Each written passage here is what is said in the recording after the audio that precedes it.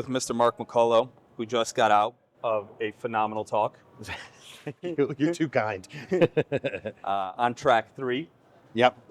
Some key takeaways, feedback, observation from the topics that you guys talked about over there? You guys were the ones listening. What you give me the feedback? I don't know. Yeah, I mean, No, I think it's interesting. It's a very dynamic industry that we're in, and I think with the technology development, I mean that's obviously the big question, right? But again, for me, is how do you combine the people with the technology, right? I love because that. it's still important, right? Especially from the freight forwarding side of it. So. For me, that's incredibly important. So it's great having all the best digital tools, but if you have a crappy culture, right, and you've got staff turnover, I mean, you can't make a profit. What good is it? You're absolutely right. You're right. Me and Alex, we just did a podcast, and he's so into cybersecurity. We were talking about the same things about how real is it today, and how important are people today. And we were talking about self-writing contracts and wild AI things. systems talking with one another just effectively. To write a contract. Yeah. And then the people are cut out, right? So you have a person that's initiating it, maybe like the need. That's Who's redlining? Which AI? AI. The third That's what we talked about. We're like, Yeah. we still need people to review it. Yeah. To look it over. AI, once you tune it well enough, it's going to be. Yeah, but it's like anything, right? When it starts out in the beginning, right, it takes time to tweak and to perfect and get better. So you'll have So, the humans as overseers. Right. Overseeing the Yeah. process. And then once it's got a 99.9996 sigma right, Accuracy, right? then you're good to go. Right. And so, like, what does that actually look like? That's like me and you were talking, and we make a deal today. And so we just describe the deal to our microphones and stuff, and boom, that writes out the It deal. and- writes it up. Well, I mean, these guys and are then- taking notes now, and I mean, Yeah. again, I'm giving away my age, but these all these add-ons and everything, and these guys are sending me notes and summaries for this thing, and I'm like, man, the only thing I do is speak nicely, and they're taking that away from me too. Yeah, so. yeah. But That is I'm all about it. That is the biggest thing. The ability to speak nicely and communicate and have a soul. Yeah. Well, but they're coming up with that. I mean, there's these guys over at Happy Robot. Do you know these guys We did a yet? talk with them. They're so cool, man. Man, oh man, that stuff is frightening. It's so good, it's frightening. So, but the guy on the other end, he's nice. He's negotiating with you. He's like, and it's all digital. Yeah. It's all digital. Clone voices, clone, crazy. Wild, wild. The future looks wild. We're here. It's February 10th, 2025. We'll see what this conference looks like next year. I mean, it's changing so fast. It grew another 30% this year over year. I mean, Boom. it's huge, so. Here, right? Because it was somewhere else. Yeah, It it was was at an Caesars. Oh yeah, Caesars. Yep, exactly.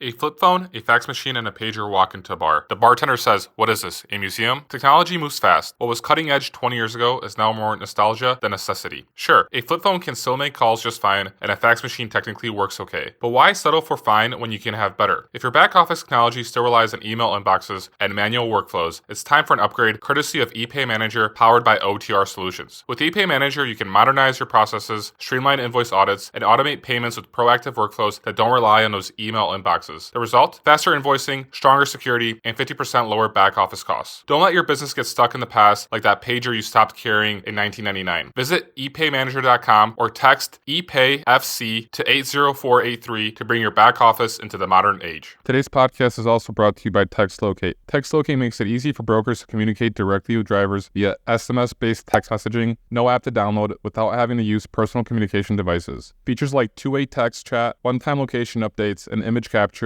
think BOLs and PODs, all inside a simple dashboard, give brokers the quick updates they need to make better decisions about freight. Instead of wasting time calling drivers, brokers simply automate the process through TextLocate and save hours at very little cost investment. Go to textlocate.com to learn more.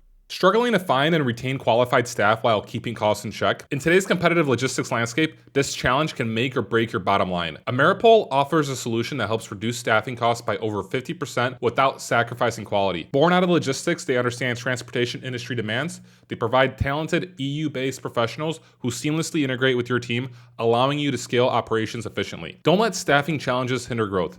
Optimize your workforce and boost profitability with Ameripol. Visit transport.ameripolstaffing.com to discover how Ameripol can help your business operate more efficiently. All right. So, Mark McCullough, Gebrüder Weiss, CEO of North America, Yes, sir. began in Toledo, Ohio, Yes, sir. born and raised, and at the age of 20 years old, Yeah. met a woman at a funeral who told him about an opportunity. My uncle's wife Your uncle's wife, at my grandma's funeral. shout out Yeah. to that woman, Aunt Jane. because Aunt she Jane. changed the course of She did your indeed. journey. She absolutely did. Yeah, no doubt about it. Talk to us about that. Yeah, I mean, she got drunk, gave me a job, and I said, "All right, cool." And like 2 weeks later, I called her up, and I was like, "Hey, this is Mark, and I've been thinking about this offer that you made me." And she was like, "Mark, who?"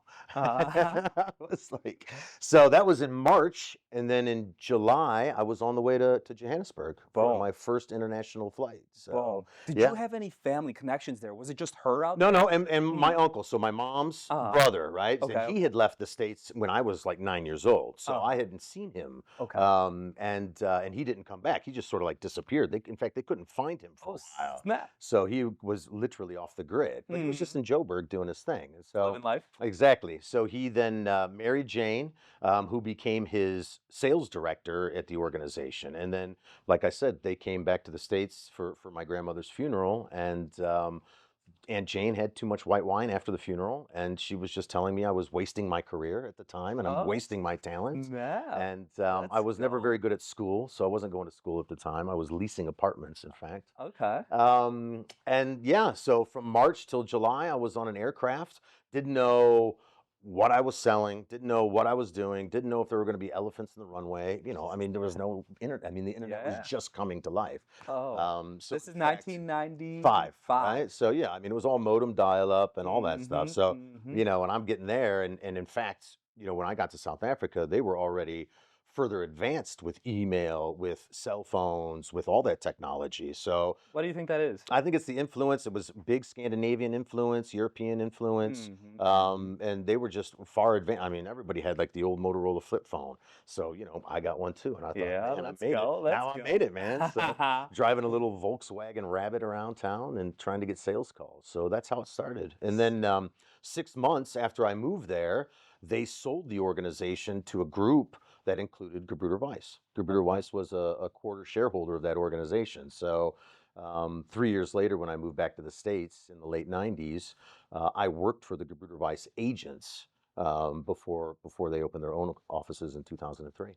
Love it. Love it. And so our audience, we have a lot of young brokers, transportation professionals. Yep.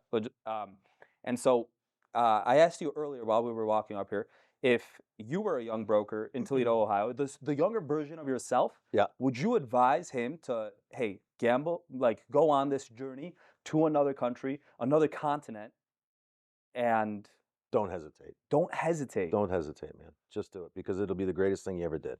I mean that, especially as a young person, right? Because you're so much more open to things, right? You're so much more, you're obviously quite green, right? And when you get these other cultures, you immerse yourself in them. I mean, I was just like my kids are today. They eat chicken tenders and French fries, and and then you're sitting there, and after like a week of starving, you're like, all right, I'll eat whatever the hell you give me. So let's go.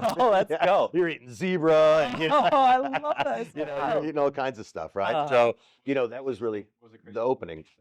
There's a restaurant in Johannesburg, and I'm sure it's still there. It's called Carnivore. Okay. So you can eat pretty much anything, any kind of buck or game, right? Any kind of venison, but you can also eat elephant. So I think elephant was probably the craziest thing I had in South Africa. Which was your favorite?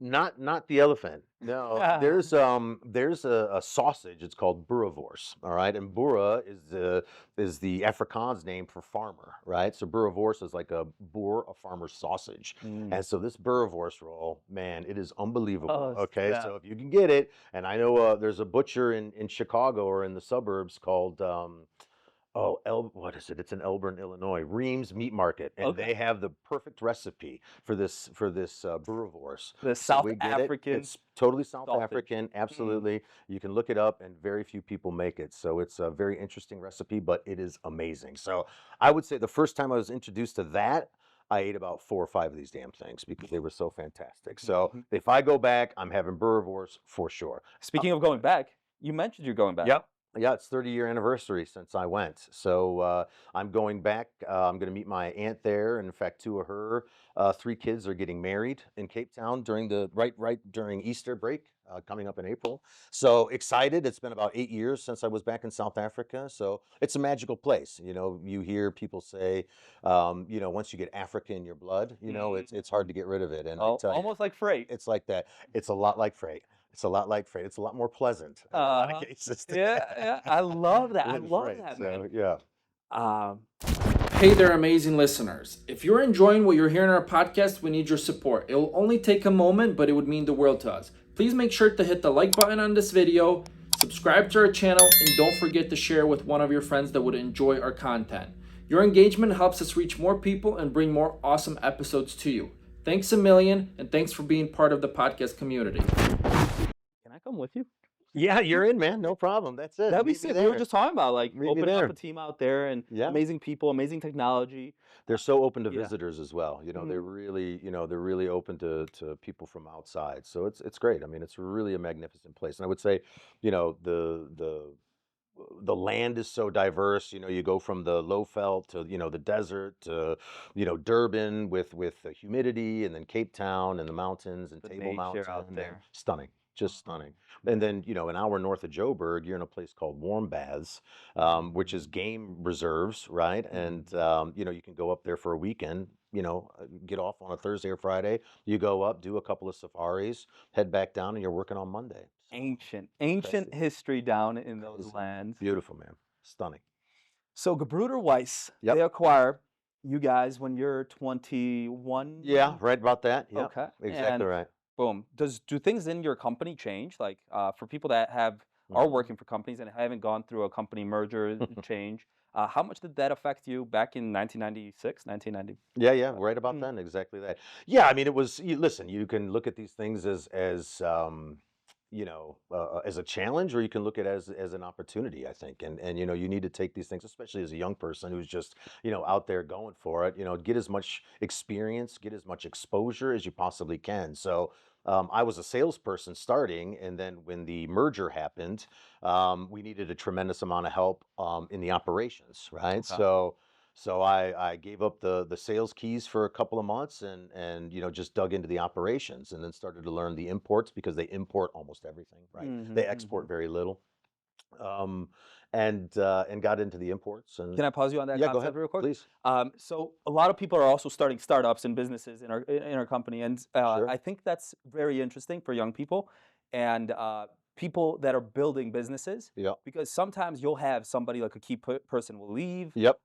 or just something changes where you need other people to step up on your team. 'Cause 100%. By the time you get someone in, they learn your culture, etc. It's not the same as somebody that's already been with your company doing a sales position. But hey, we need a tour of duty here Yep. for 90 days for someone to step in. We know it's not maybe what you love, maybe it's not what you signed up. Yep. But hey, can you step up and help with that? And like having a team in your company that's willing to wear a couple different hats to be able to step up to do different things, I think Invaluable. invaluable. They're invaluable. You can't put a price on it. I built a career out of taking things people didn't want to do. Let's So go. if they had a problem, if they had an issue, whether it was import, export, air, ocean, trucking, whatever it was, I would always volunteer to fix that problem. And that's how, I advanced in my, I started out in a warehouse in Perrysburg, Ohio in, the early 90s. That was my first exposure to freight. But I think, when you get into the business, again, being able to wear as many hats as possible, it just makes you invaluable. And then, if you're thinking about leaving, they don't want you to leave, so you're adding to your own personal brand, right? Yeah. plus the knowledge you gain, is just you'll use it for the rest of your life. So yeah, I built a career out of that. So if you got an opportunity to do it, it may not be beautiful, it may not be exciting, but you take it, please, because you're going to gain so much knowledge and so much expertise from that you'll be able to apply it for the rest of your life. So if there's a problem, nobody can fix it. Number one, stepping up to take the challenge on is first, shows your mettle, your grit, and then succeeding, or even trying, even if you don't succeed, but succeeding and taking that headache away for an organization. And also even knowing like a little piece of advice, if you're at a company right now and you want to step up, but maybe you don't know how, have that conversation. Talk to that manager, talk to that CEO, Absolutely. Send an email and say, hey, is there anything I can do to be helpful within the next future with the evolution of this company? Communicate that too. Most definitely. I think that, if you are, you're making yourself available, you're making yourself aware, you're obviously doing a very good job in whatever your current task is. That's pretty important too. But yeah, I mean, if you make yourself available for those types of things, I mean, you can only go one way, right? Because, they're going to be able to plug you in anywhere you can go. So, we have some tremendous people like that. We're very big about for promoting from within, of course. And really investing in our people. And, so that's how I was operations, branch manager, vice president, then CEO, right? So worked my way up. And then we have people that have moved from Jersey to Chicago to LA to Dallas to Miami to Dallas to Miami, I mean, that, they'll do whatever it takes just because, they're growing, right? And they know that they'll never lose that. So it's incredibly important if you have that opportunity. But you also need to fly your own flag. I would give that as a recommendation as well. So fly your own flag. When I say fly your own flag, I mean raise your flag, stick your hand up, and make sure people know, right? I worked like a dog for far too long and didn't actually say, hey, I'm fantastic, right? I'll do whatever I want, whatever you guys want and need. And so I got passed over quite a few times. And even though I was the right person for the job. So, once I learned to fly my own flag and have those conversations, as you say, with your managers and even the other managers at other functions or whatever the case may be. But, people need to know, not everybody knows, you're doing a great job, and not every manager in certain organizations is excited for you to go somewhere else because you're making their life easier. True. Right. So, those people are incredibly selfish, and those kind of people, we don't want to Gebrüder Weiss, but, those are the bad bosses. Those are the empty suits we were talking about earlier. I love that. Yeah. I love that. Mark, you interview a lot of people at this point, and when you select who should join the organization, what have you learned? What ways have you found to be able to pick up on whether or not somebody is going to be willing to get their hands dirty, as you were just describing, right, and do that work? And how do you find another Mark McCullough at that age, right? And fortunately, we got a bunch of them. I would say, when you're interviewing, right? People, yeah, exactly. But you pick up on these certain nuances, right? These certain habits of people, and I think that number one for me is you hear it a lot, right? But you got to have the right attitude. If they don't have the right attitude, you're not going to be able to teach them anything anyway, right? So that interaction is key, and I mean that on a very detailed level, not superficial. And that's why I said you get to know people, right? Ask them about their family, ask them what they're doing on the weekend. It doesn't cost you anything, and you're actually learning something about these people, right? And they're learning stuff about you too, right? To understand and say, hey, is this a place I want to work? Is that somebody I could see myself working for? It goes both ways. 100%, Absolutely. because there's so many companies out there that are that just corporate, like, I don't even care about you. Yeah, right. Yeah. And so it's also important to look for that company that I think the better the employee, they will, or prospective employee, they will interview you just as much as you interview them. Yes. They want to make sure you got the right culture, you got the right attitude, the outlook, what are you doing? So, I think that, getting to know somebody is tremendously important in that regard, Christian. And again, it only takes a little bit of time to do that. And you learn, a world of information about somebody. I'm a little bit more of a tactical person, so I'm just curious, like, when you run your interview process, how long does it typically last for? Depends. I mean, it depends on the job too. Yeah. I mean, it depends on the job too, right? I mean, listen, I can tell you, I have had plenty of bad hires. Absolutely. And I've hired people that got to the company, they're like, this ain't for me, and in the early days it was, 5, 6 days a week, 12 hours a day. And that's how it was. If you're not down with that, the good news is we went to the bar every night, and the company paid for it, and we had a hell of a good time, right? And so in those days, you would save all your billing for the last day of the month, and you'd buy pizza and beers, and we would have a billing party, that kind of stuff. So, it's not for everybody either. And I had to learn, as I've gone up. I didn't go to, formal school for these things. I've made plenty of mistakes in that regard.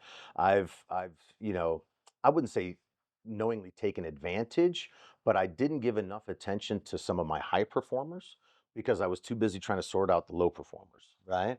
And these are lessons learned. I lost some pretty damn good people that are hugely successful today, because of that. And that really for me was the learning curve, which it hurts. But good for them. Those type of people are usually always going to be successful anyway. So Fascinating, fascinating gold. Dropping nuggets right here. yeah, I hope so. I hope so.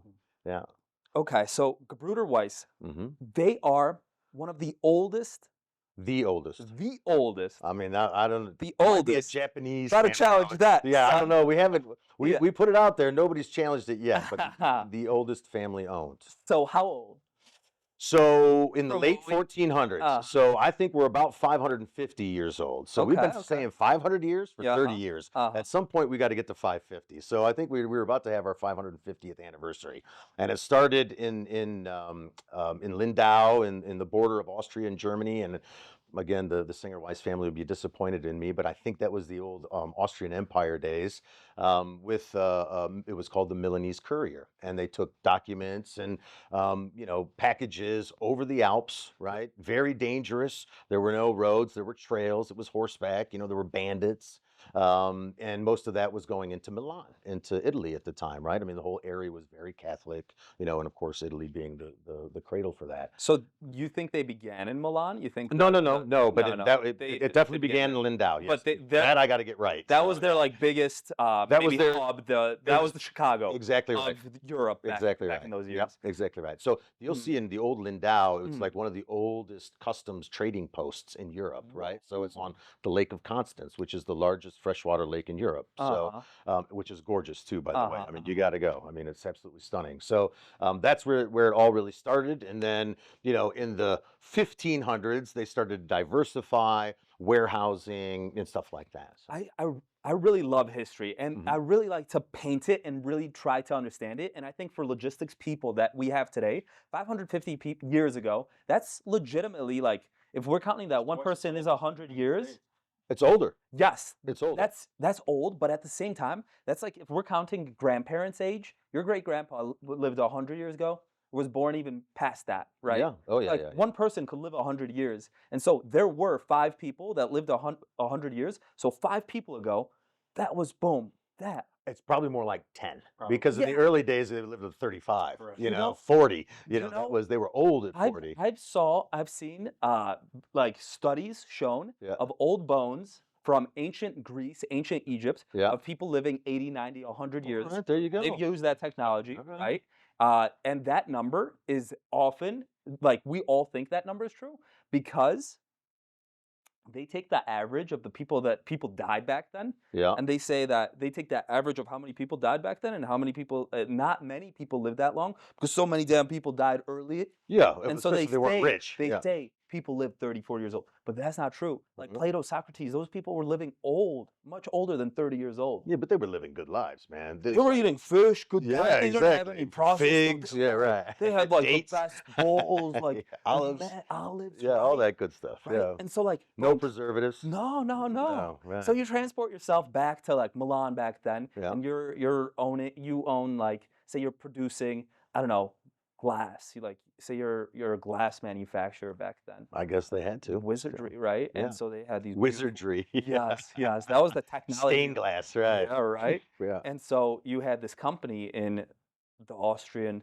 Hungarian Empire, which was Yeah. a family who owned horses. They gathered a team of people and they're like, Yeah. you're a great horse rider, you're a great horse rider. And they had a connect back there. And they're like, oh, you guys have this amazing glass. And the North just opened up, right? Yeah. And because like the North was a contested area between the Roman Empire and the pagans and the barbarians, right? And the Vikings, like the Vikings in the year 900, 1000 is when they started changing. So just 500 years after the Vikings, Yeah. which there were still like tribes people out there, right? They're not that far away. Yeah, they're not that but far away. like taking a load from Milan to say, I don't know, like what would go through the Austro-Hungarian Empire. Let's go somewhere close to Poland, to like a German kingdom, but that was like Teutonic Knights, like Knights Templar, right, back then, and like these warriors of. You had a lot of challenges, man. You had a lot of challenges, right? A lot of You're challenges. going through the mountains. You're not just transporting yourself and a horse and a little carriage, but you probably had armed guards. You had Absolutely. men with you, Yeah, right? So absolutely. this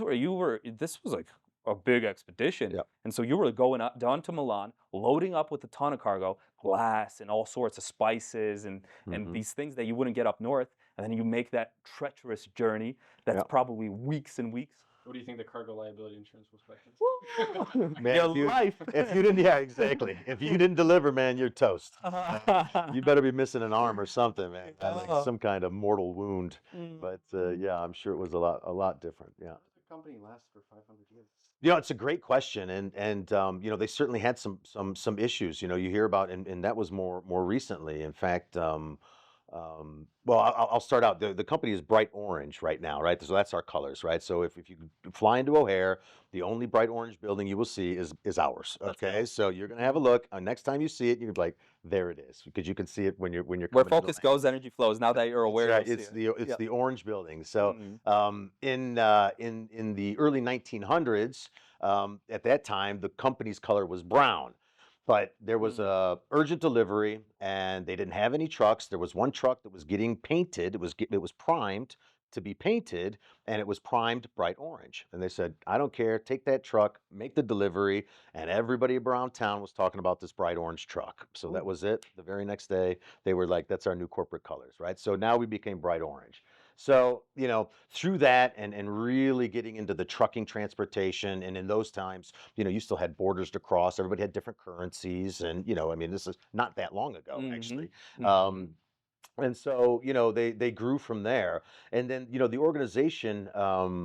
You know, the current CEO, Wolfram Singer Weiss, you know, his mother, Heidi Singer Weiss, whom I had the privilege to meet, and her husband, Paul, you know, she was really, you know, obviously the matriarch of the family, and her father passed away at quite a young age and quite unexpectedly, right? And as I understand it, you know, I believe Heidi was around 27 or 28 years old at the time, and she had to take the company over. Whoa. And this was a big company. Yeah, it was pretty big. Nothing like it is today. Okay. But it was pretty big. And it was a transportation company. And she's a woman, right? And of course, this is in the, you know, probably the 50s or 60s. I'm not exactly sure. Sorry, Weiss family, but right in that ballpark. And, you know, from what I understand, she did an incredible job. She was you know, a controller more than anything with the costs, but she was very direct. And she really helped pull this organization, clean it up, you know, and prepare it for the next level. And then her husband, Mr. Paul Singer Weiss, as I understand it, was a very shrewd negotiator, and the two of them were just a dynamic duo. Unfortunately, we lost Heidi last year, but Paul's still hanging in there, and you know, doing treks with his son Heinz, you know, all around the place. So, you know, enjoying life. Fascinating. Fascinating. ePay Manager, powered by OTR Solutions, is a back office automation and carrier payments platform that revolutionizes brokerage back offices with their proactive invoicing workflow, a centralized portal that gets you out of your email. Learn more about ePay by visiting epaymanager.com or text ePayFC to 80483 to see what they can do for your brokerage. Okay, so Gebrüder Weiss, you're a young person, and you see that you're a real person. You're cool. You're a cool guy. You're CEO of the North America division. I can feel the energy. You have definitely a cool team around you. I'm very lucky in that regard. Yep. Yeah. Very lucky. And you've learned, like, through many years of experience where you've been focusing on not the right people and losing the great people, right? Yep. And so there's wisdom, ancient wisdom in that. And so now, as you continue to evolve into the next levels of Gebrüder Weiss, you guys mentioned that you opened a 3PL brokerage arm, and so I suppose values and culture. You touched on that a little bit earlier. Yeah. so that the culture and the values of this company stretch 550 years, right? And so it was staying alive, surviving, Sure. to having people you trust with your life that can guard the cargo, Wars, world wars. world wars, Yeah, that local wars. you withstanded it all and helped probably definitely in so many ways. And so uh, talk to me on culture today for you as CEO. One of your roles is culture and value and creating that, right? And so talk to us on that. Sure. Yeah. Yeah. I mean, this is, yeah, it can get a little philosophical, but yeah, I think that, for me, that's um, probably one of the, if not the most important thing, right? Is the culture in the organization. And I think that, I was so, when I was a young person, I was always looking for that right organization, looking for that right leadership, and somebody that I could really follow, right? And I never really had aspirations of leading or doing anything like that. I just wanted to work hard, be rewarded for it, and then see where the journey took me, right? And when I was introduced to GW, there was an immediate connection, an immediate feeling, and it is an organization that preaches the people, but also practices the people, and not only their staff, but their customers, their vendors. It's an organization built on respect, and it's something that I'm certainly very proud to be a part of. But it's very easy for me always looking out for that, right, as a young person, um, you know, to to to spread that love, right, to spread that energy, Mm. right. And I think that you have to visit your people, you have to talk to your people, right. And I talked to you a little bit about it earlier on the walk as well. Take the time to talk to your teams, right. It takes you 20 minutes, man. Crack a couple jokes, get to know the people, go out and have a drink, have dinner with these guys, even sit down with these guys in the lunchroom, right, and have a chat. I park in the back of the building so I could talk to the warehouse guys going into the building, because they're not my favorite, but they're close. Okay, so don't tell anybody else. But because it's just it's this interaction is really what it's all about. You're going to go in there, you're going to work your butt off, and But why? yeah, absolutely. Every day I go down and say good morning to these guys, and some sections a little more lively than other sections, and that's okay. It's not natural for everybody to, and I'm sure some people are like, oh, this guy, but most of the people have been with us, for a period of time, right? And that culture is what makes us, right? If somebody comes in, and they're a gossip hound, or That's what I'm talking about. they're starting crap, right? And creating divisions. I can tell you, they will not survive a Gebrüder Weiss That's what I'm America. They freaking will not talking make it. about. So the culture is so strong that people are looking out for each other in this regard, right? And if you're a bad seed, you're not going to make it in our organization. That being said, I have seen many people start off like that, and they're so easy to convert, because this is what they know. They've been living in this, cat and dog world, dog eat dog, just brutal competition. So all they know is belittling people, or putting people down, or focusing on their weaknesses, instead of trying to bring people up. But I can tell you, if you have a culture like that, there's good in everybody. And I think that, if you can address it directly, have the difficult conversations early with these people, let them know, what's the baseline and how it's going to be, and they either switch it around or they're gone. And it's easy. I mean, it sounds It's easy, but it's the most important thing. It's the most important thing. And it's not easy in the sense that right now the world is so chaotic, so confused. Like, not enough people do it. It's just doing the right thing in a lot of ways. Not enough right? people just do it. Being human, taking the time to be human and talk and hear about people and helping others and bring people up instead of push them down, and instead of living from a place of fear, living from a place of love and help. And it's so much easier. Yeah. Life is so much more enjoyable that way. It's the best life strategy. It's the best. Yeah. Right? I can tell you, I sleep like a baby. Yes. And I'm not going to win Humanitarian of the Year anytime soon. But I mean, just being a genuine, just being a good person. Is that not what we all want at the end of the day, right? That's exactly what I was looking for all those years. And like I said, when I found it, and then found out, how to, recreate it and hopefully exemplify it, then, we have a lot of fun with what we do. It's not an easy business what we do, right? No. Freight brokerage, freight forwarding, freight Mhm. period is not a simple job. It's, Mhm. deadlines and screaming customers, and when you deliver on time, that's just your job, right? So it's not easy what we do. So it's important that you have an environment for your people to do it in that's enjoyable. We have to have a little bit of fun with this too. I love that. To like the cherry on the dot there for me. This morning I was this morning, 51 in the morning. I was gonna send this message to you last night. We got into Cedar City, Utah, late last night. We've been Okay. doing a road trip from Chicago to here, Yeah. and I've been journaling, and I've got like quotes that life quotes and just wisdom that I try to code into my DNA by Yeah. repeating it regularly. Okay. And so there's this one quote from Harry S. Truman, Mm-hmm. former president. He says, "You can accomplish anything you want in life, provided that you do not mind who gets the credit." And it's like so funny because in corporations, everyone's so scared of bringing others up that they want to just push Yeah. them down. Yeah. Because they see him as a Yeah. threat. Oh, he's a threat. He's gonna take my position. He's gonna take my Right. job. I need him on my team, so I can't have him shine. I Right. can't make him look good. You Yeah. know, Yeah. like, dude, That's terrible. you can accomplish anything you want in life, provided you do not mind who gets the credit.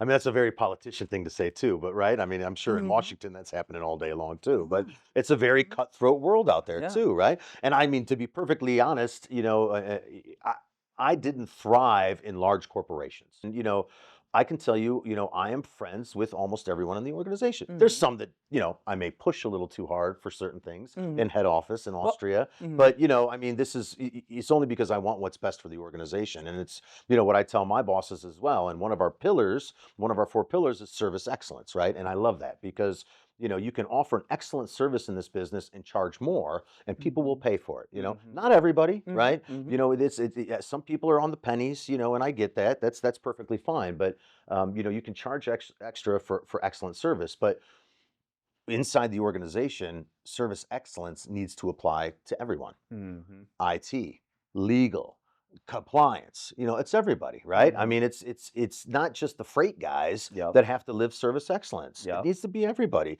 because nobody's above and beyond it. We are their internal customers, right? And so Mhm. that's what I talk to my team about: being a head office, being a cost center, and not a profit center. Even though I bring business to the company, but telling them that, listen, these guys are out there killing themselves in the branches, right, on the floor, on the ground. We need to support them as much as possible. And, not getting an answer to an email within a day is unacceptable. I don't care what it is, Mhm. whether they're asking for, Non-negotiable. it's non-negotiable. Mhm.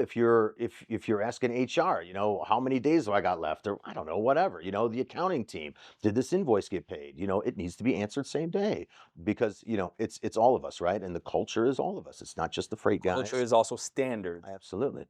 Absolutely. I love that. Speaking of tactical, right now, in our I know you two already, so well, yeah. in our team, currently we've got 30 people today, and we're thinking of ways to culture and measure better how satisfied our customers are with us, Mhm. but also how people within the company are satisfied. And for you guys, have a way of measuring how like employees are, like people from the groundwork to the executives? How do you measure performance? Yeah, yeah, Or, yeah. or their Thank you. happiness, or, Mhm. or I think both. Like growth opportunities, happiness, just some kind of way of measurement of measuring it. In terms of Yeah. in terms of all aspects that you need to Mm. measure. Right. Actually, maybe we can start with that. What actually is important for you to measure at the company about the Mhm. health of the company, the health of the business, outside of maybe just revenue, but internally in the company, happiness, performance, efficiency. I would say that, I think I get you. I think so. Listen, those are all, performance, efficiency, that's one aspect of it, right? A hugely important aspect, your KPIs, what you're striving to achieve, right? Where we're at today, where we want to be, what's our vision. You have to have these things, right? Because otherwise you're working for nothing, right? So we have targets, we have certain things we want to work towards. But, happiness in the organization is the hardest thing to measure, especially if you don't talk to your people. But if you're talking to your people every day, you're going to have certain people that know that they can trust you and to tell you that, hey, listen, this was not received well, right? We need to talk to somebody about that, right? Because we make mistakes too, for sure, right? Talk to 8,000. That's No. How Yeah, do I talk to 30, right? I only Yeah. have, you got to remember, I only got like 250. So, but Yeah. so, and it's- direct reports, you probably only have like 7. yeah, that's Yeah. true. That's true. But when Yeah. I go to the branches, I talk to everybody. And try to create that culture that your leaders and leaders of leaders are And they know doing it. something. They know it. We just did Yeah. this poster where we did this exercise. It was a team building thing where we wrote the attributes of a Gebrüder Weiss leader, right? And each group did their words, their phrases, their adjectives, and from that we created this document. And I'd love to show it to you guys because it's awesome. And I see it. It's in Send that, every we can branch. edit it into this if it's like. Yeah, well, we'll show you. Yeah, that'd be great. And then if anybody else wants to implement it or something, Yep. I'm sure that they could DM someone on your team. I'll copyright that first, though. Let me Yeah. copyright. Yeah. It's gone anyway. But I think it's important because what people want is they want somebody that's going to listen, that trusts them, right? That takes risks, that informs people, right? So you know what? If you look at this poster, you know what's going to make your people happy. And that's like I asked that measuring thing because you will get those managers that are trying to, push people down. Sure. Potentially. And having a way of protect against that or defend against it Sure. sooner, Yes. right? And Yeah. so that's like for us, I'm trying to do something like that where is it like a little piece of paper that you send in and like just measure the score and like just a series of questions? Sure, like And an then- internal survey. Yeah, so that you Sure. know where you can start, where you can go and talk, Right. and be like, hey, something's like not like even if it's just like green, yellow, or red. How satisfied are you with your leader? And then your leader, how satisfied are you with the employee? Yeah. And then peers to peer, and then peer to like and how to do that without getting like to find areas where there might be little fires starting to come up potentially, but also being careful to keep the system where it's not doesn't get played, but Yeah, but I mean, listen, normally if it's somebody trying to play the system, it's one or two, yeah. right? If there's a legitimate smoke Mhm, to the fire, Yes. there's multiple people, right? And other people are recognizing that. So you can do that in a number of ways. We do survey monkeys, internal survey monkeys, Okay. totally anonymous, right? I mean, you might be able to check their IP address. I don't know. I'm not the technical guy, but That guy is. he knows. Yeah, you can probably figure it out. That's Alex Frelas, by the way. Yeah. He's with us. We just pretty much probably the interview would be before this one. We're going to be dropping our talk with Alex, cybersecurity specialist, and then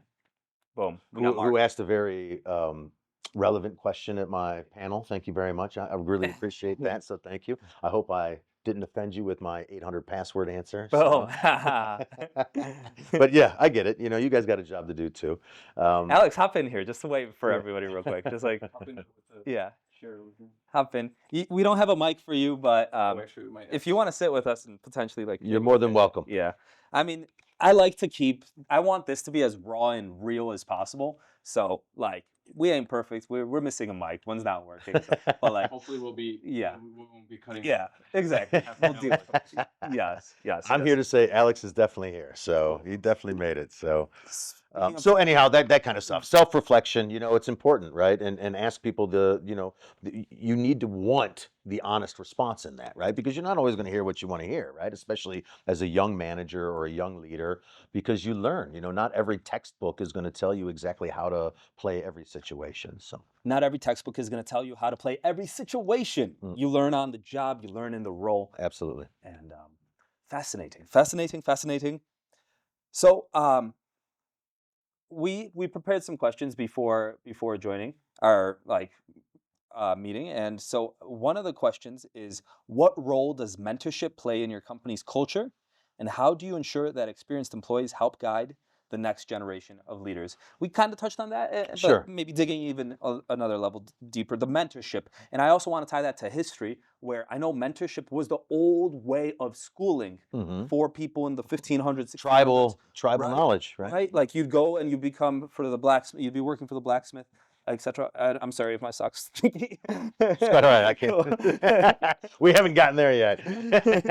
Is that raw enough for you? Or? Yes, that's what I'm talking about. That's what I'm talking about. Do you guys smell red onion? How'd you know, dude? I had that on a bagel yesterday in Eagle, Colorado.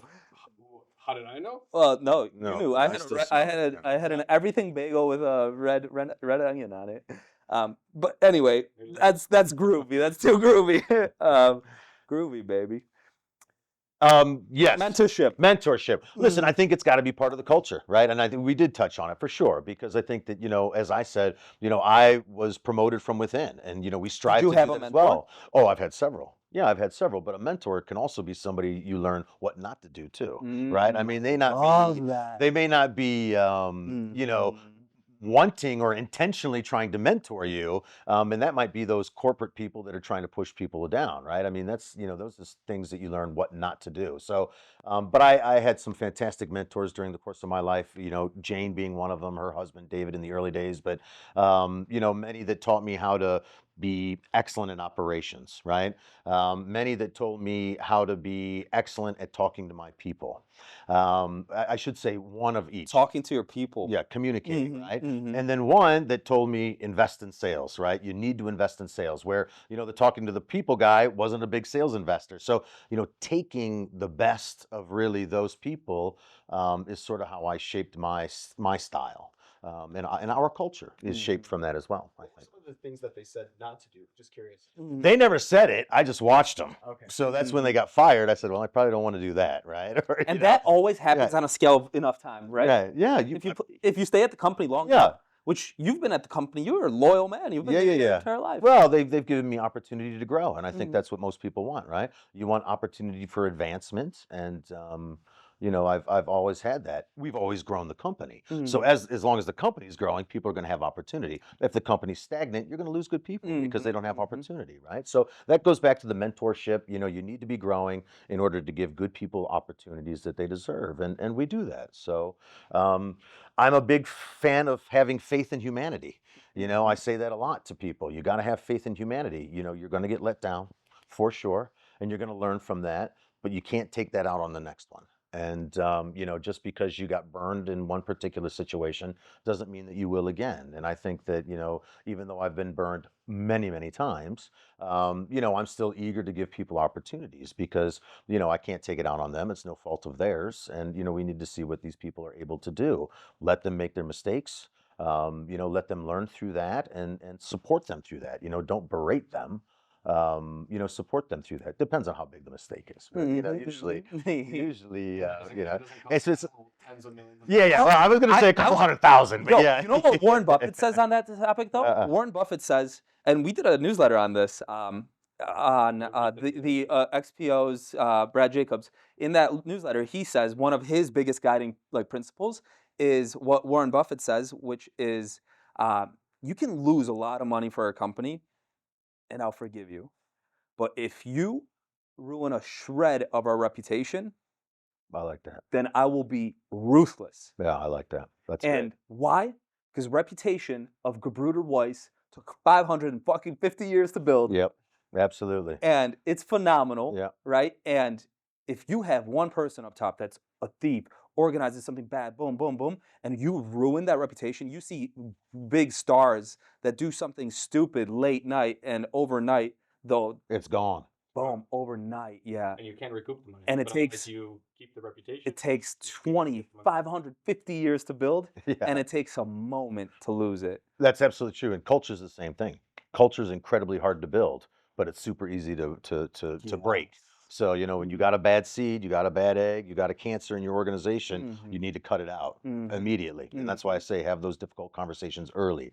Let them know ahead of time, this is not okay, right? Here, this is not going to work out for you, right? And a lot of times they will shift, they will During shift. that conversation. Yeah, Yeah. and thereafter, because, listen, even mean people Mhm. don't like it. You know what I Yeah, mean? yeah. I think even they enjoy to be happy from time to Yeah, time, right? right. No matter what their environment was or is, or how they're brought up, or whatever the case may be, they just know that when they get to the office, that shit's not on. You know, Mhm. we're not playing that game here. So, and when people see that and they see people go, you Mhm. know, that don't adhere or don't, I don't want to say conform, but you know, that don't get on the train, right? Then Yes. they're never going to make it. They just Yes. won't make it. You can Mhm. be Well, on that excellent at culture, what you they do. don't get with those standards, right? Exactly. And then yeah, and your standards, if your leaders uphold those, then you've got an amazing culture.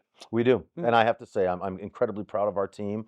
I'm incredibly blessed and honored with the team that we have built. I'm extraordinarily lucky, and I enjoy coming to work most days. You know, but we're, you know, especially on the executive team, we're very different people, and we have very open and direct conversations. Mhm. And I can tell you, no decision is made easily. No big decision is made easily because you know you have so many different perspectives, and it usually ensures that we make the right decision. I love that so much because right now Yeah, with our team, I'm trying to build a culture as well of where issues can flow freely, absolutely. and like bringing that, and even if people have different thoughts on it, let that conversation happen. Yeah. And we've even started doing something that I read from the Bridgewater book about the owner of Bridgewater, Paul, not Paul Loeb. What's his name? He's like the finance, like one of the finance oracles. I'm sure someone will know. And he, I'm sure he many people will. Bridgewater. He's the owner of Bridgewater, and pretty much he took his company. They moved into the woods in New York somewhere, like a ton of people, and a big like investment hedge fund or something. And he says in his company, after building it for some times and going through many challenges, he began recording the executive meetings Mm-hmm. where people can hop in the executive meetings, Ooh. watch them internally, and see what challenges we're working on fixing, etc. And I'm fighting to make that happen for the Whitestone clan, the Whitestone kingdom right now. And obviously, there's like as soon as you hear that, it's like, woo, that's like, Yeah, yeah, you that's know, good. That's yeah, edgy. it's That's like, edgy. yeah, yeah. And so, Yeah. but this guy, Bridgewater, they do it in their company. Like, we should go visit them I'm fine. and see how they Set do it up, it, man. right? Yeah, set it up. You know what another really cool thing they have with their culture?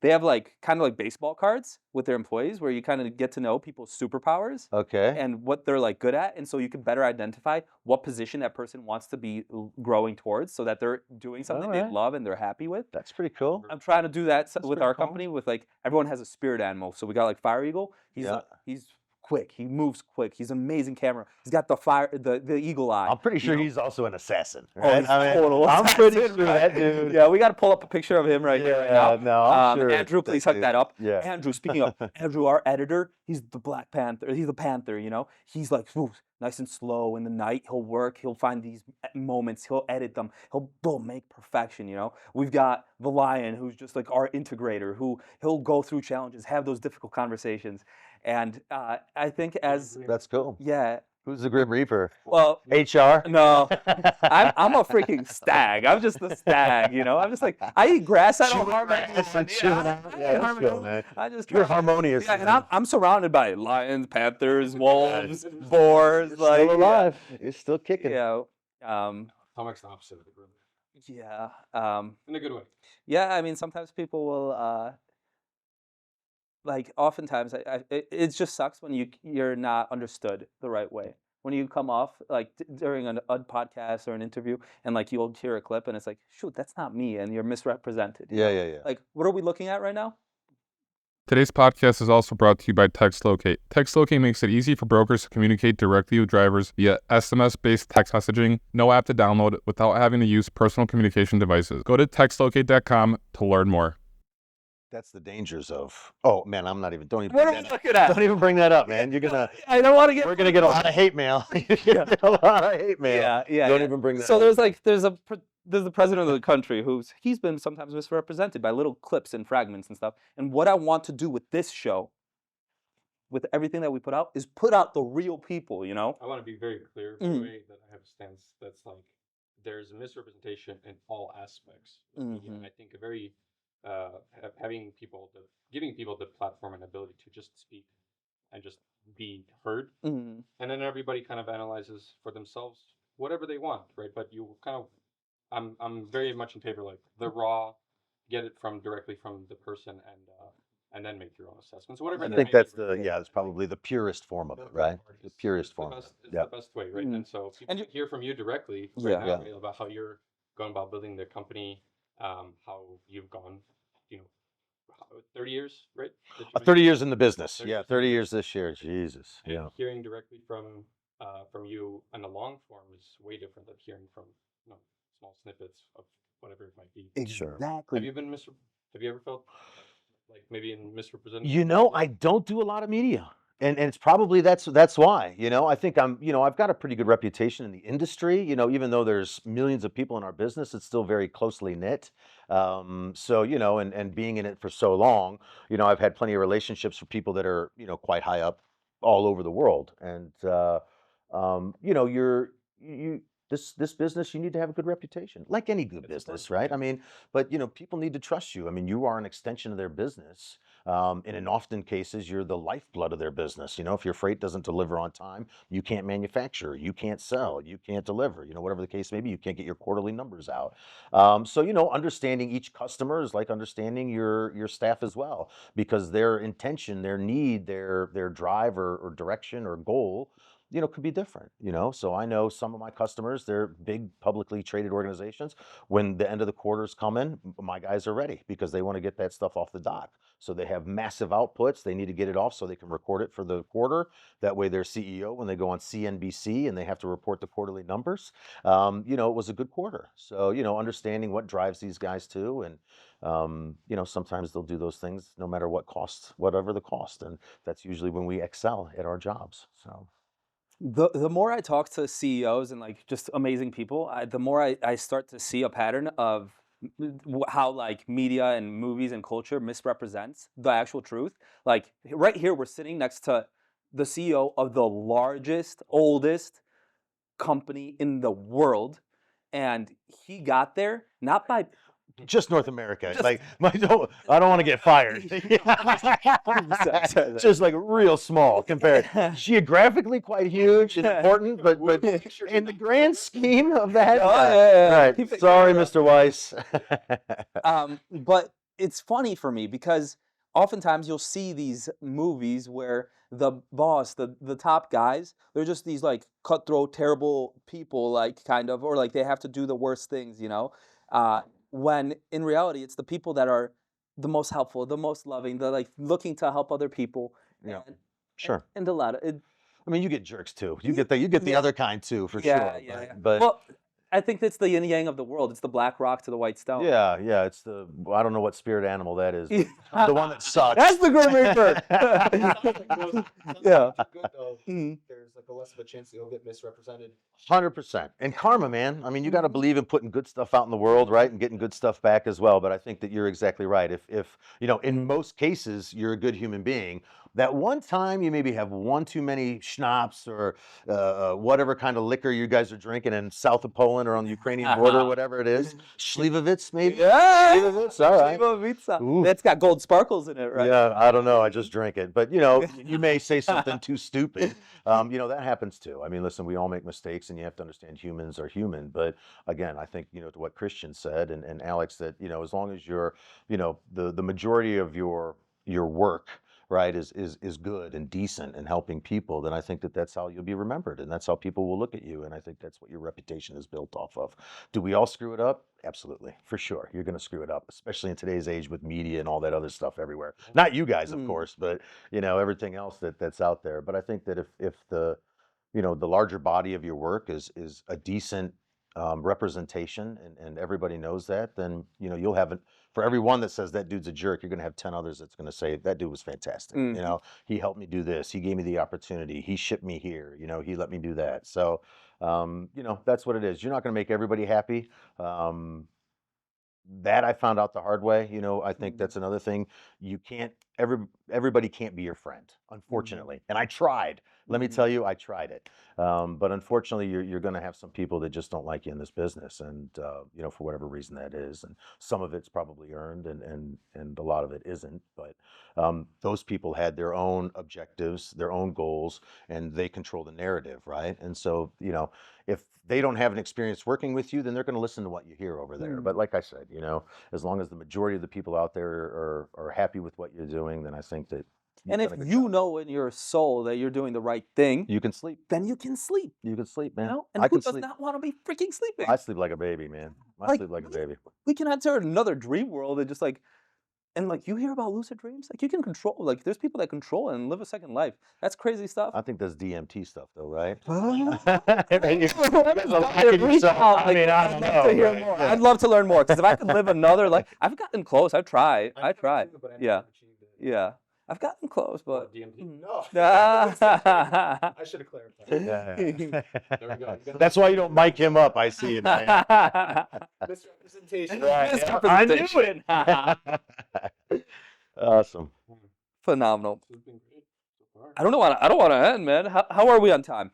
Because I got one more idea on how we can keep rocking and rolling. Jane, Yeah. you're a young guy coming up, doing the right thing, trying to step up, help everywhere you can. Yep. You said you were always given you didn't know for sure. You didn't have a vision of what I wanted to do. You were just doing the right thing and kind of boom, going into these places working. and just working working hard. Yep. working hard, and no big expectation or vision or anything like that. Yeah, that's fair. necessarily, It's totally right? fair. And so how did it happen that you became CEO?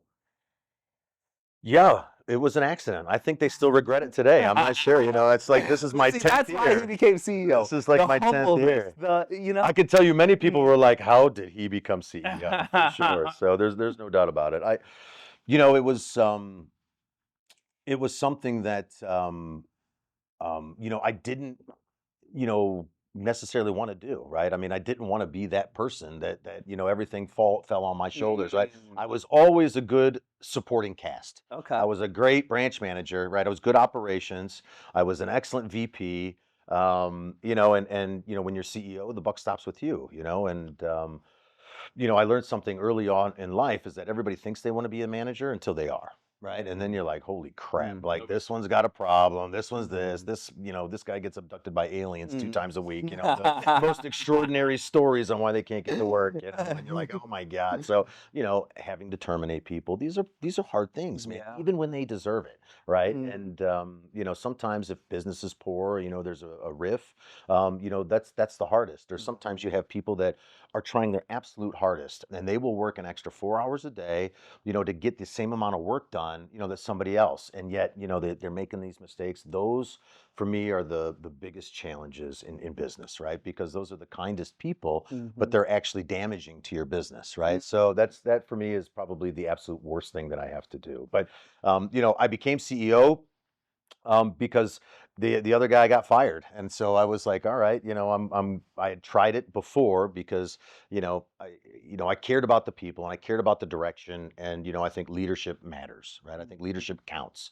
and everybody wants to have a decent leader, right? Somebody that they can look up to, they can trust, and finally, I got the opportunity, and I went for it. And I mean, they gave it to me, and I think again, there was a lot of people that thought, "Oh man, I don't know about this," but I found out a couple of things. Right, you can keep your staff, you can make a profit, right, and you do things good for the company, right, promote the company in a good way, and you'll usually be successful. And a lot of that just takes hard work.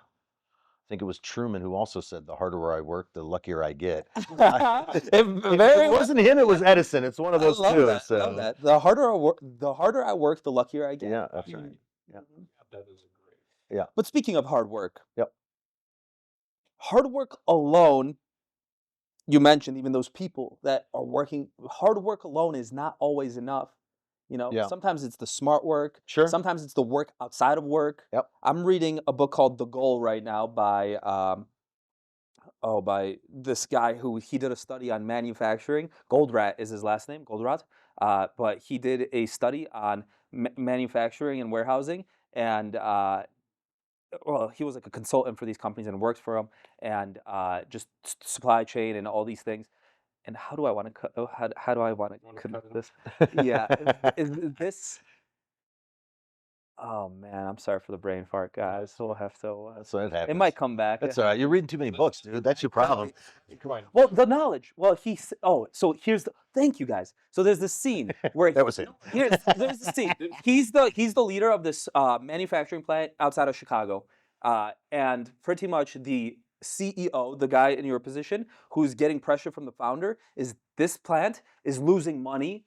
This manufacturing facility, you guys are losing money like crazy. And the CEO and him, they used to be boys, they used to be friends, and like they got into the position. He got him. I believe you. They like relocated him to run this plant, and it's losing money. It's losing money, and he's getting pressure from, yo, I can't keep your plant alive. And this guy, he's like, he grew up in this town. Like he's got 600 people or something working at this plant. All He's- locals. You guys are all locals. He had a newspaper article written about him that like he's the like the this like awesome story. And now they're gonna close the plant because if him and his team there don't figure out why they're losing money every month.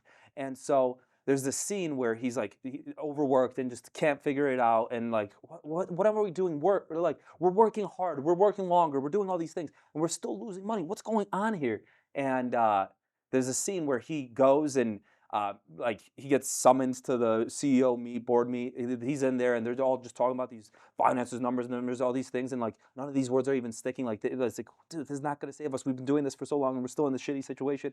And he like just walks out of that boardroom meeting. He's thinking, "Fuck, I gotta save this plant. I gotta save this plant." And goes out and drives, and like doesn't drive back to the plant, but drives.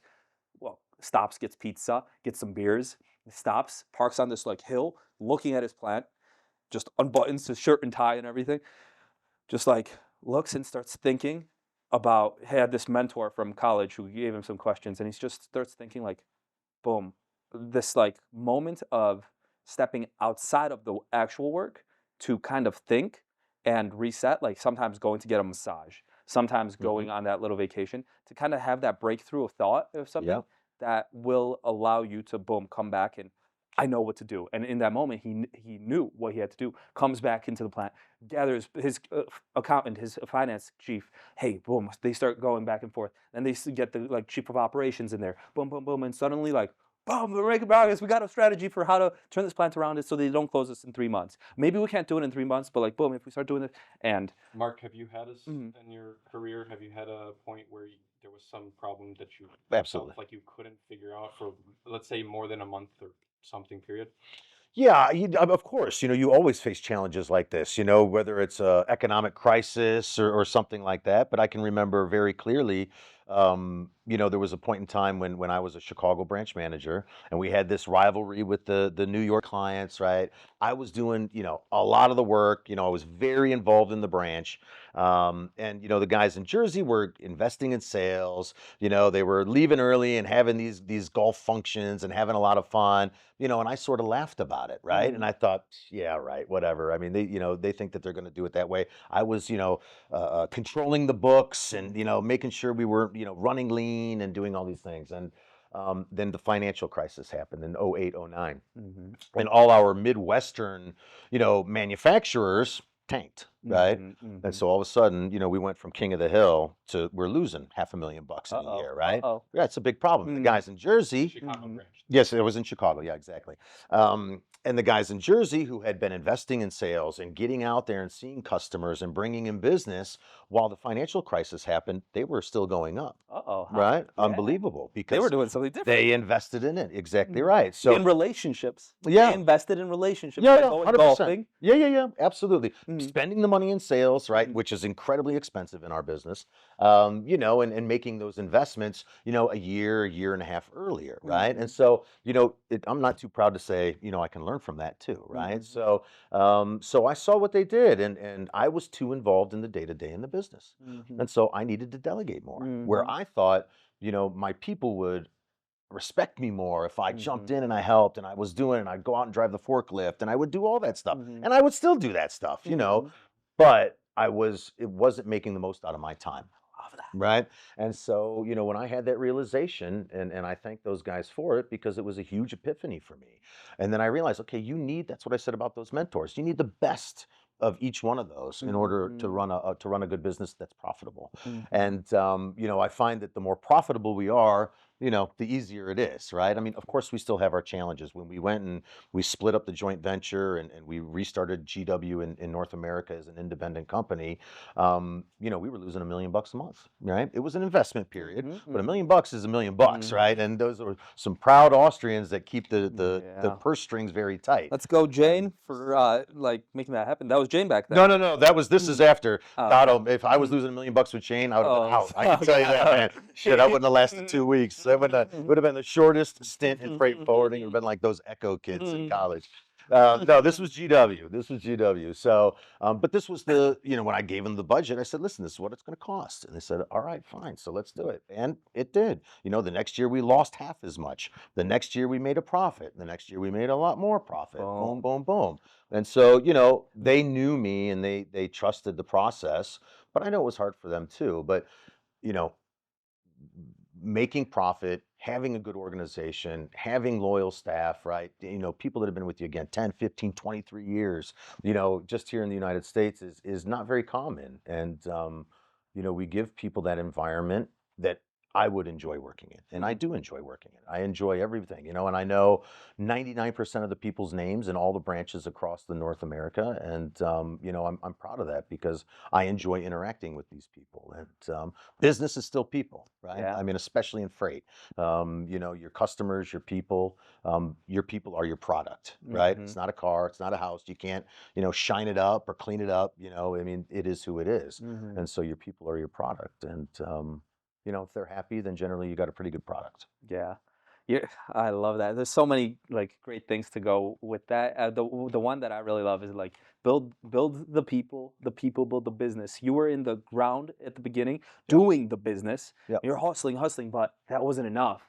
Yep. And then you started to realize, I gotta build the people. I gotta trust that they'll get the job. Maybe if it's not even at the same rate that I could do it, 100%. if it's at 70, 80% of what I would do it, still I have to trust in that. You're learning that faith in humanity side of it, right?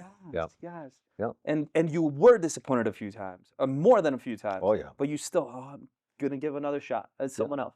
So you can't do it alone. There's no way. You can't do it alone. Can't do it alone. No. And Paul, the founder of Freight Caviar, shout out Big Bear. That's his spirit animal, by the way. Big Berry Bear. All right. Big Berry Bear. He's said 6'8", by the way. Yeah, okay. He was either that or very short. So one or the other. So Big Berry Bear, he sent me something recently where he's like, Tom, the difference between a boy and a man is a man realizes that you cannot survive lone wolfing it. You cannot thrive lone wolfing it. In a pack of wolves, a lone wolf without its tribe, without its pack, survives less than 2 years. 2 years is like a record because all they can hunt is rabbits and little things. They can't get a buck. They can't get something bigger. And imagine if you're a wolf hunting with your mouth and you're going for a giant stag that just kicks you with its boom, your jaw's broken. We got no ER you're back toast. there, etc. So you have to work with your team, your pack, and every single wolf has a different position. There's that strong wolf that'll make that tackle. There's one wolf and so that's how wolves work, right? But Mark, what do you think about the quote, if you want to move fast? Have you heard of this? Oh, yeah. Move fast, You move alone. If you move far, move together. Yeah, that's an African quote. Yeah. That's an African tribal quote. It is, yeah. Can I take a shot at correcting?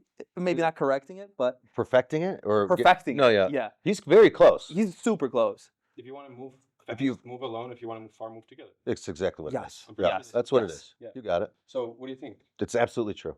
100% true. And I think that example I gave you about the Chicago and the financial crisis and the Jersey guys was exactly that. So did you have to move solo when that happened because you needed to No, that's sort of what got me into that predicament, right? I was the guy, right? We had sales, but not enough, right? And they weren't very good at it. And, most of the accounts at that time were my accounts, right? And, that I had built up over the years. And so, I was a lone wolf and we were the superstar. We were only, 10, 15 people. We were making these guys $1 million a year. And they were like, we love you. You're small. Yeah. You're we have people in Frankfurt that are 150 and, they can only do 200,000, right? These kinds of things. So we were sort of the superstars. And, I have no problem admitting this. I'm sure, my ego had something to do with it. Absolutely, without a doubt, and nobody knew it, right? Nobody out there knew it was our team that was making the $1 million. So, the flag wasn't getting flown.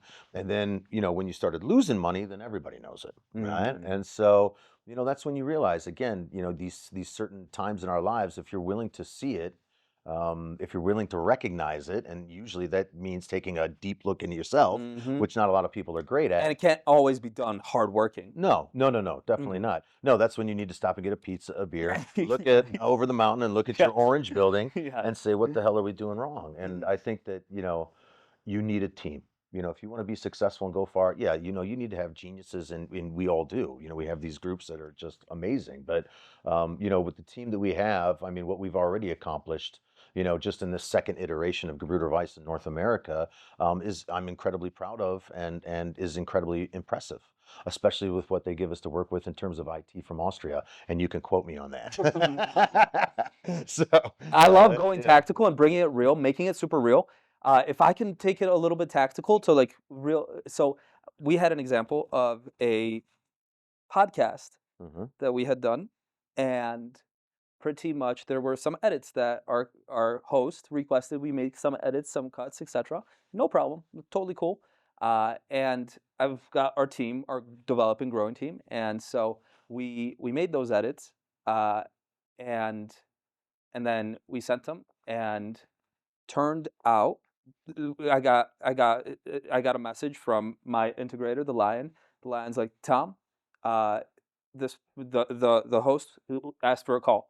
I called, and yo, you didn't make the fucking edits. We didn't make the edits. Like, what? No way. I didn't know. I wasn't involved after the host. I'm just the talent. I just talk to you. My team handles the rest, right. I don't know. I'm not aware of it. Let me. So they send the episode out there. Yeah, boom, it goes, and say you said something that really, really bad for something, and I'm just like, yeah, watch it. Stock crashes, everything, burns, and so that's really bad, So ideally it wasn't as, but still bad, and so learning podcasting, right? Yeah. And make sure you watch the episode yourself before it goes out. Yeah, that's one way I could hold that standard. But here's a lesson. I could go boom. I could find out burn some people, yell at somebody, right?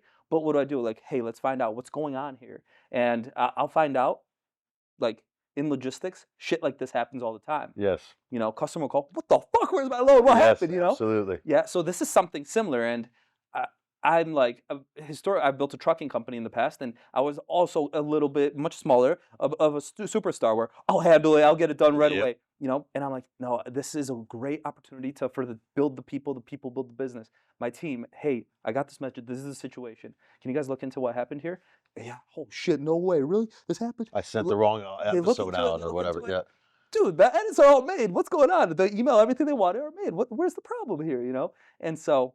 So the guy was just a whiner. You said it.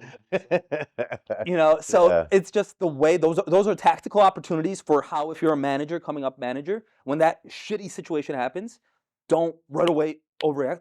Take it as an opportunity to potentially build your team, level up the warriors in your plan. 100%. Absolutely. I mean, no doubt about it. I mean, they need to look at it too, right? They were the ones that put it together. But in the end, it turned out they were right. And this guy just felt that he was being misrepresented, but it was actually just him. You're right. Ameripol offers a solution that helps reduce staffing costs by over 50% without sacrificing quality. Visit transport.ameripolstaffing.com to discover how Ameripol can help your business operate more efficiently. There's another saying too, if you teach a fisherman. Teach a person to fish. Give them a fish to eat for a day. Teach them to fish to eat for a lifetime. And that's from the Bible. Yeah. I think. Probably. Maybe. I don't know where these quotes come from. Yeah. Some of them, Yeah. some of them Yeah, but those are the ones that mean something to you, right? and they do, and they, and they actually, the ones that actually I do remember, that they're the ones that probably define, shape kind of like who I Absolutely. become. But If you find meaning in it. Yeah. Do you have any quotes that have stuck with you over the years? I think I gave you a couple already. Yeah. Any other ones? Jeez, I don't know.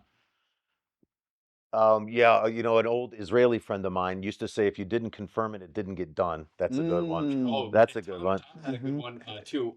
If it worked. What was it? If you didn't put it in the calendar, Or if how do you go? If it Uh, on the calendar, it doesn't get. I don't know. Didn't exist.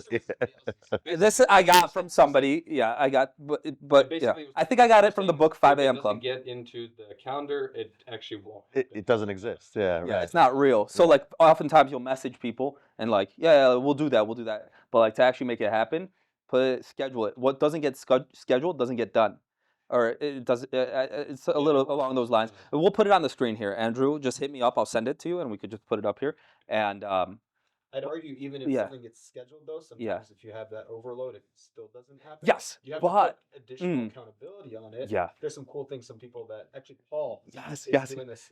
He's putting accountability. In this Paul's sense that doing this right now. Yeah. If he doesn't do it, he loses like. He donates too. He donates $100 for every day he doesn't work out. And so he was hitting us up before on our way to Vegas. Me and him are on the call, and he's at the gym. He's on the treadmill, and he's Paul's like, dude, I'm in here. Like, if I don't get in the gym, it's like 7 p.m. in Poland or something. And he's like, I'm like, you're working out late. He's like, dude, $100. I'm like, dude, That's great. and That's good. I'm like, what charity have you picked? He's like, I'm still thinking. I'm like, Jungle Keepers. Jungle Keepers. Paul Rosalie is doing amazing stuff, protecting the forests in Brazil. Yeah. I like that one. Yeah, the Amazon jungle, because it's getting chopped down, it's getting burned, it's getting our lungs, and like, yeah, I think It's the Earth's lungs. it's the Earth's lungs, yeah. And speaking of places where you have those breakthroughs, I think that in nature, I'm like almost confident in nature, God or the heavens, faith, the world, Mother Earth speaks to you, and there's studies on this. Walking through nature improves your memory, all these things. But I believe that nature and these little signs like this, they speak to you more so when you're in these places, through animals, through signs, through leaves falling or whatever, a butterfly landing on your finger, like that all has meaning that I think we've lost that ancient knowledge from our ancient African ancestors, from our ancient tribal, and like dinosaurs existed, like the world is kind of magical, and so sometimes going back to that, I think it's important. Yeah, we're overstimulated now. That's why we've lost touch with those signs. Yeah. My God, the scrolling, the scrolling. Oh. Mm-hmm. Like you mentioned, like 8 iPads, I think, was it? Yeah. During the thing, Yeah. just to get 8 iPads, just to get around the systems to put in iPad or Yeah. passwords. Yes. Cybersecurity guy. Yeah, and Well, it is. I mean, it's everywhere, right? I mean, you can do that, but you also have to choose to turn it off, right? You have to choose to read a book, right? And even if it's on your Kindle, that's still okay. But yeah, I don't think it's okay. Yeah. I would I challenge like you the to read paper. a book. Yeah. Yeah, paper. I love the smell of paper. Do you want to know who invented, like the guy before Tesla, before Edison, who got the foundations of electricity? It was some guy that believed in a really like different sect, like part of the religion of Catholicism, that he believed that everything has a spirit, everything has a soul. And so when he read books, he would take a book and he'd touch every letter As he went through it. Yes, because he believed that it had a soul and that would like better communicate with that. And this is the guy that had all the foundations for electricity that Edison and Tesla then used to create it. Oh. Yeah, I think his name was like R.R. Ramachandran or something. I could be wrong, but read that like long time ago. I think from one of the Robert Greene books. I read Stephen King and that's it, man. Stephen King and Dean Koontz. I have too much reality in my life already. So I need fiction, pure fiction. If it's something you enjoy, you can learn in a school setting, right? Or that's for myself, right? But if it was something that I didn't enjoy, they had to either make it interesting for me or I just never got it, right? I just didn't care. But now go out and do it or, find it interesting, right? Like now I'll sit there and watch the History Channel and I'm like, damn, that's cool. And, they taught me that, right? But, I didn't necessarily take it in, right? But, I've learned so much from traveling the world, from talking to people, from just experiencing the world, and that's something that nobody can ever take away from you, right? And it's not something that everybody gets an opportunity to do, and I'm incredibly blessed to that. That's all Aunt Jane and her white wine. I can tell you that much. Did that experience turn you from a boy to a man, or do you think you already had that? No, geez, I mean, the Africa certainly helped, I mean, that was a big one, but I think, coming back and doing things on your own, right? And Coming back from Africa and doing yeah, coming back from Africa, getting the job, moving, doing that stuff, establishing a life completely on my own. That's and even then, I mean, I'm still a big kid, right? I'm Mhm. still a big kid. I love that. I'm We all just, are, you know, we all freaking are. I love it. Yeah, I Yeah. mean, there's no reason to be. Sometimes I'm too serious, and then Mhm. sometimes I'm not serious enough. My Mm-hmm. bosses, the board of directors, asks me if I ever can say something without telling a joke. And the answer is no. Usually not. I mean, I People usually have want to to work people that keep it fun. put a you spin know? on it. You know, Yeah. even when things are bad, you know, you still have to find the humor in it. But you know, from a boy to a man, I don't know. That was a very long journey for me. That's for damn sure. You know, it took a long time. So I would say that, you know, getting married, having a family, which I did later in life. You know, I was always a bit of a free spirit, and so Can you I know, ask how old? Because yeah, I was I'm 38 when I first had my first oh kid. shit, I got time. Oh yeah. Oh, you got time, man. Okay. You got time. And I wasn't even sure that's what I wanted, but I can tell you that it has been the single greatest experience in my life. And and I never, you know, I said, oh my God, because it was just all about me, right? I was like, what do you mean? Like the whole weekend would be for kids' sports? Forget it. I'll never do that. You know, that's just not for me. I want to go to the trendy bars, the best restaurants, you know, go all over the world and, you know, just me and my dog, you know, kind of a thing. And I can remember in the early days, you know, the dog and I, we were bachelors, and now all of a sudden, you know, we've got these kids, and he's looking at me like, "What the hell did you do?" Did he And get I'm married like, too? "No, no, he did not. He stayed strong, solidarity." So, but you know, now I wonder what it's going to be like when they're gone because it'll be too quiet, you know. And it's been so incredible that portion of my life. Don't get me wrong, I wouldn't change a thing. You know, traveling the world, the Africa experience, you know, not having two nickels to rub together, you know, having to decide in this lady's basement in Chicago that I rented, you know, do I buy a 6-pack of beer or do I buy some food for the week, you know, kind of a thing. And that's what makes you a man, right? Because then Yeah. you're like, all right, I'm just going to steal the beer. Oh, I love Uh, that because that's so much like so much realer for the young people watching right now. yeah. Oh, yeah, man. Jeez. Because Don't, like yeah. all of us here and a lot of people watching, they think about. I guess I'll just cut to the question. Do you think that that helps you achieve CEO success, delaying Being marriage broke? and Oh, family? you Delaying know, marriage and family. I've noticed growing up. I went to a good high school, and I noticed a lot of the very successful families, they had children later in life.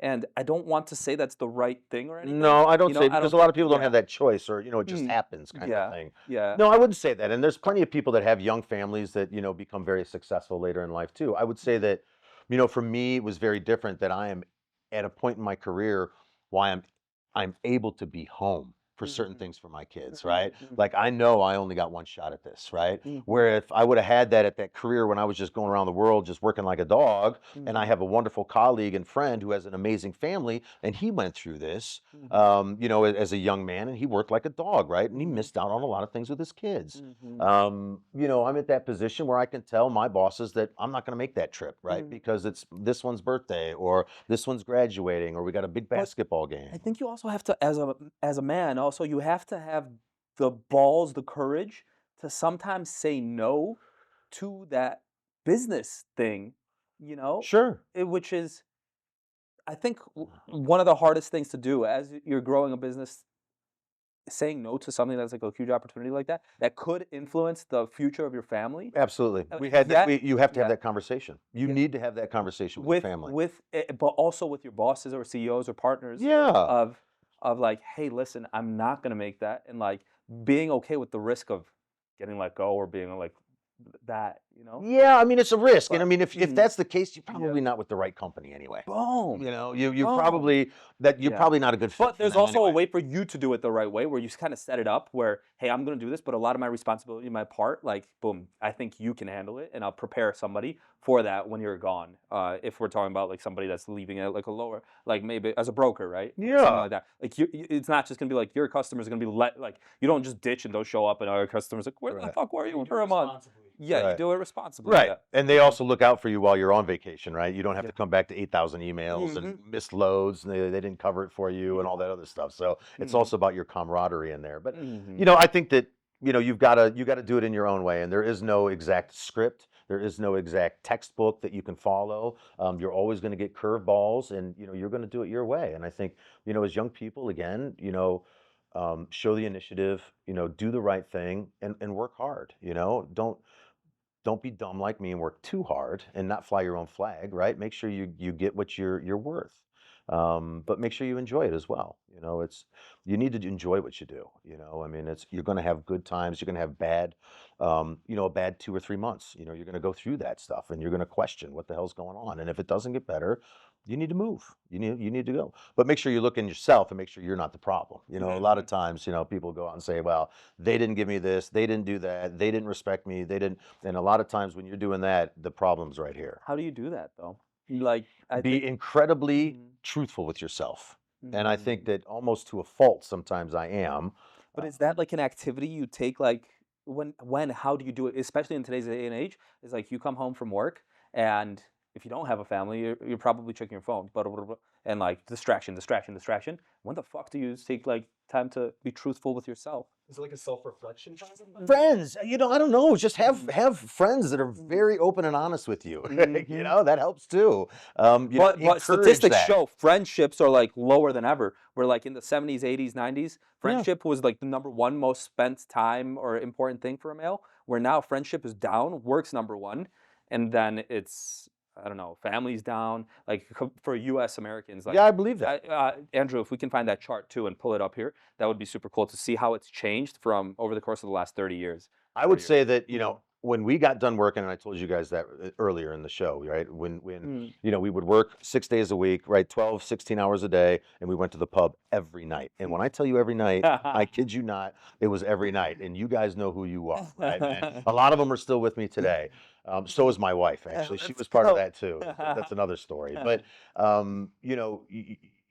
there was camaraderie in that, right? There was, you developing these friendships, right? And I had a German girlfriend at the time, and she couldn't believe that I was so close with my colleagues, because in Germany, you don't do that. It's separate, right? I mean, it's boom. It's rare, right? It's Frau, it's Herr, you call them Mr. and Mrs. You don't call them, by the last name. It's that hierarchy. Distance, right. And she was like, what do you mean you're going to go out with your work friends? I'm like, yeah, we're going to go and hang out. And she was like, you guys were with them all week. And I just, that when you're out of school or out of university, your work people are who you know.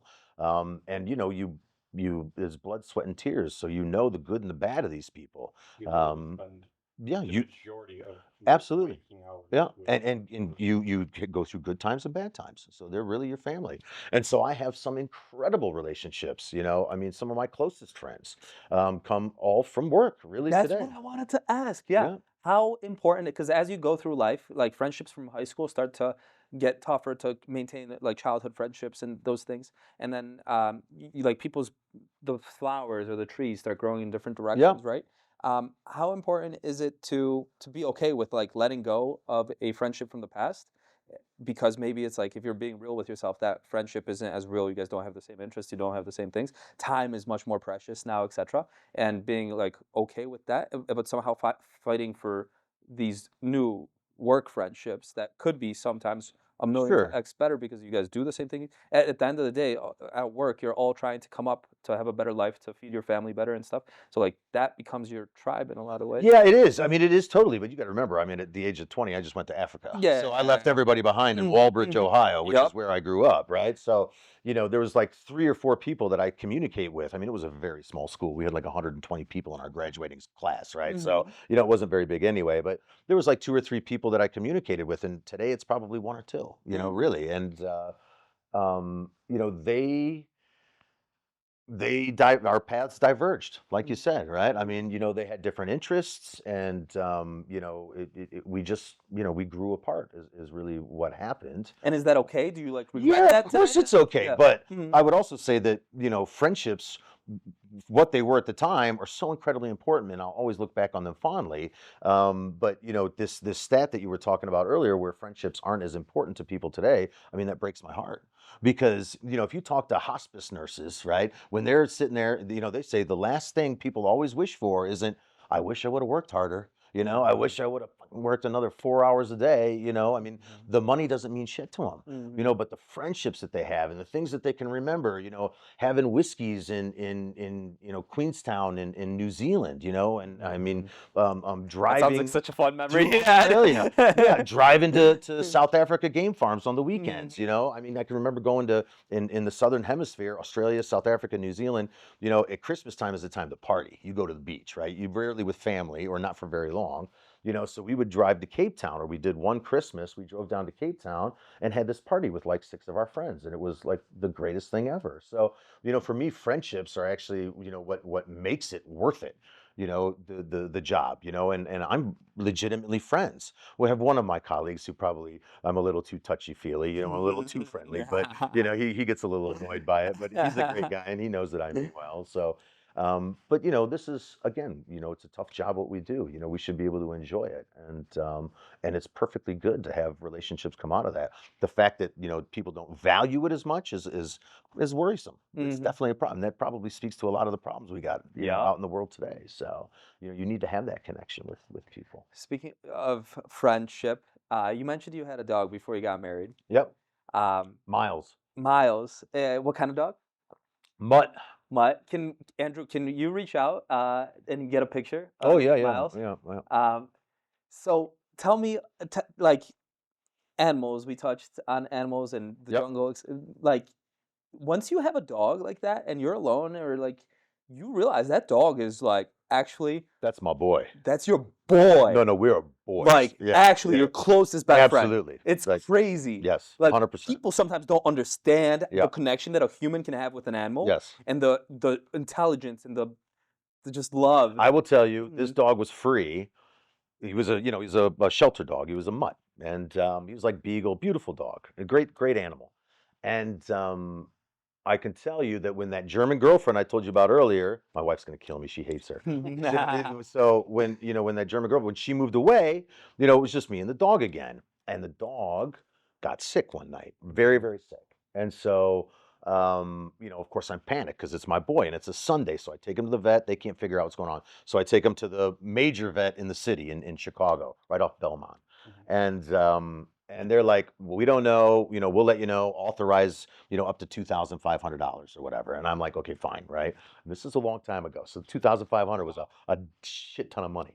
And so I do. They He called was me at really sick. he was really sick. So they called me if he was coughing up blood. So they called me at 4 o'clock in the morning. They said, we figured out what's wrong with him. He ate rat poison. He needs blood transfusions, platelets, you know, all this other stuff. And I don't even hesitate. I'm like, do it. Do we authorize it? I said, do it. You know what that 100 says? times over. He'd do it for his boys at work. too, Anybody, man. to save their lives. Especially if you're coughing up blood. But yeah, and they saved his ass, man. And he lived another 6 years after that. That dog lived to be almost 16 years old, that thing. Wow. Man. So, Because he had love. He had yeah, a friend. plenty. He had a friend. and then when he figured out the kids were just walking vending machines, they just dropped food everywhere. He just got so fat. It was great, man. When he died, we all the neighbors came and brought him cheeseburgers, and I cooked him 2 pounds of bacon, and his hips gave out. And so we had the lady came to the house and did the service. But everybody was just cooking for him and came to say goodbye. Ice cream, cheeseburgers, bacon. Dog had a fantastic life. He rocked it out, man. We used to walk around the city, man. No leash. Yeah, nothing, that's me and my girl. But 60 years. 60. No, he. Yeah, well, he was like, again, I don't know what he was, but you know, he was taller than a beagle. He was probably 60, 70 pounds, right? So he was tall, but he had the markings. He had the markings of it. So And like beagles are like tracker dogs too, a little bit. Like they go like their ancestors, like yeah, they- sniffers, man. they're sniffers. They Especially- find anything in the forest. Like if we had to, instead of making money, if we had to go into the forest and survive, that boy's gonna got your back. You know, he'll Keep find going. it. Boom, dude. There's some fucking good food in this hole. Let's get in there. And you're like, dude, I'm not going in that hole. He's like, I'm going in. You know, and like, you just be Truffles. ready for when he comes out. Finding truffles Truffle. in Italy. Yeah. Yeah, Man, animals are amazing. yeah, they are. And I think that's actually a great way to filter. Like you asked about interviewing questions. I found that low key animal questions are good interview questions. To see if they're down with it. Yeah. For me, it's a nod sign if someone's like, maybe not, but like, Yeah. you know. I mean, we evolved thanks to animals. We survived and got here today because of dogs and wolves and all sorts of animals. Did you know there's people that ride reindeer still in Eastern Russia? They ride reindeer. They don't ride horses. They ride reindeer with freaking staghorns. But anywho, we Yeah. yeah. Yeah. We are Yeah. going on. I saw the movie Frozen, so maybe that's it. That's it. Yeah. That's it, you know. Shit. So much fun. So much fun. This was Wait. Before you end it, sure. any other journeys, side quests, Oh, paths you'd like to like go down? Any questions? No, it has to be a Feedback on- different episode. I'll tell you guys about Is running- that the one in South Africa? running that we're from doing? hippos and being stoned and seeing giraffes and shit. I- Yeah. That's- Well, we'll do that on. can I ask one more UFC one? You like UFC? I mean, I'm not a big fan. Drake but- is Duplessis. Yeah, I mean, he sounds You South know, African. he's- Duplessis yeah, is he's so South Afrikaans African. name. He So. just defended his title against Sean Strickland yesterday, 2 days ago. But yeah, for the UFC fans. But I love you guys. All right. That was so Love you fun. too, man. Yeah. So, Yeah. Yeah. Life's just so amazing. Go ahead. Mark, thank you very much. This was I think a very special interview given the size of the company, the age of the company, your special role at the company. You're a special soul. Yeah. Thanks, man. I appreciate it. It was great. You know, I think there's a lot of we do a lot of interviews, and I think that just the fact that we could talk about it and Tom could just even talk about it, you know, just be free flowing about it. It made it, you know, it made it. Yeah, it was great, man. I appreciate it, man. It's been awesome. Get to know you guys too. It was excellent. So thanks for having me. And yeah, let's do it again sometime. We'll get into some of the other stuff. So yeah, let's No, we're give doing Alex it. a We're little. doing it. Alex Freaking is getting South a mic America. next time. So Or South Africa. yeah, Cape Town, man, in We're April. doing it. Because I'm in Poland. It's not a long flight. It is a long flight. Wait, Wait, 10 hours straight down. That's during TIA, right?